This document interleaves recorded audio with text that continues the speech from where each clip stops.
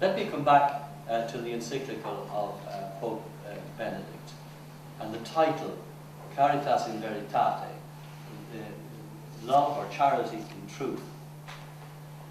Some would ask, would social justice rather than charity not be at the heart of the Church's social doctrine? And the important thing to remember is that in the Christian vocabulary, charity is not about handouts or vague benevolence. Charity, the Pope says, is at the heart of the Church's social doctrine. Every responsibility and every commitment spelled out by that doctrine is derived from charity, which according to the teaching of Jesus is the synthesis of the entire law. Justice, the Pope noticed, prompts us to offer others what is their due, what belongs to them. But for Pope Benedict, charity goes beyond justice, because to love is to give, to offer what is mine to others. Not just to give to others what. So, justice in a certain sense could be achieved by policies and by the management of the economy. Charity, which is the essence of the Christian life, means also giving something of yourself. And that means that in a Christian fight or a Christian commitment for justice, one cannot simply stand by and observe and make commentaries and talk about or criticize others.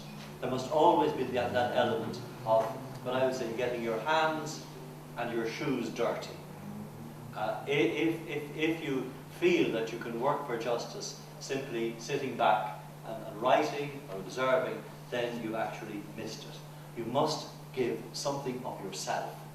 And you must bring that something of yourself in the way in which you look at life.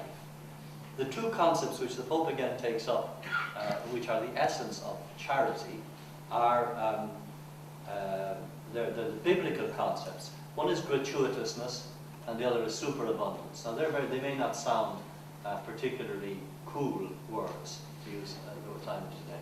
Gratuitous means giving without getting anything back, without thinking in terms of getting anything back. That you simply give because that is the nature of human life. And you could say this, none of us would be here if we hadn't encountered gratuitousness in somebody else, primarily in our parents, who showed us what Christian love is by giving up so many things themselves so that we could be ourselves. And this again is part of this concept of, unless we give something of ourselves, then we're not living out the Christian message. The other word, superabundance, is the classic definition of God's love. It is unreasonable. It goes beyond any way in which we can think of generosity. And if you look at many of the parables in the Gospel, that's what they're all about. The one I like is the woman who loses a small coin. And she turns the house head over heels for 2 days, and she finds it. Poor woman. And what does she do? She throws a party for all her neighbours, which costs about 500 times the value of the coin. That's the type. That's what God's generosity is like. It goes beyond any sort of the reasoning way in which we would try to do that. And if you want to see this, gratuitousness and superabundance are the exact opposite of our consumerist, market-driven economy. In a consumer mentality, you get precisely your money's worth. You get it down to the ounce. There'll be a price tag on everything. They may reduce it one day, but the price tag is there. Gratuitousness is moving beyond the weighing mentality, the measuring mentality, the price tag mentality, into a type of generosity, which is the principal drive of our existence. And superabundance is that being, as I say, almost unreasonable in the way in which you respond to the needs of others. You don't say, well, look, he has a need of that, we give him precisely that. You say, whatever your need is, here it is, 60-fold, 100-fold. The Gospel is full of these phrases, of the superabundance of God's love. Now, the originality of Pope Benedict's encyclical is that he asks how can, in a market-driven, competitive, profit-driven economy, how can we bring these concepts, not alongside the economy, but how can we generate an economic model in the world in which these concepts are built into the economy? And he does that in many different ways.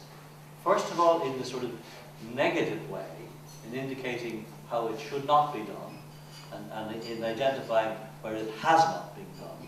But then trying to explore what would an economy look like, which in the global world, you'd simply not just be looking at growth and profit, but at the other dimensions which belong in an economy which is at the service of the human person. I close by just one example, and then we'll leave it open to the discussion, because I think I'm to finish at 9:50. Is that right? And that is, what is the model for me, or if I were to look for an example of an economy in constant growth, where would I look? I look at the Tower of Babel. The Tower of Babel was this model that the people had, and they decided, we're going to build a tower which will reach up to God. And we're going to build and build and build, and we're going to get there. And two things happen. It collapses, first thing. And the second thing is, if you read the descriptions, that then the divisions of language among people took place. Is the way that the Old Testament presents it. So a model of growth, without thinking of anything else, inevitably collapses and has the result of, instead of uniting people in their own power, of disintegrating the factors of society which keep people together. I think there are lessons to be learned for that for all of us.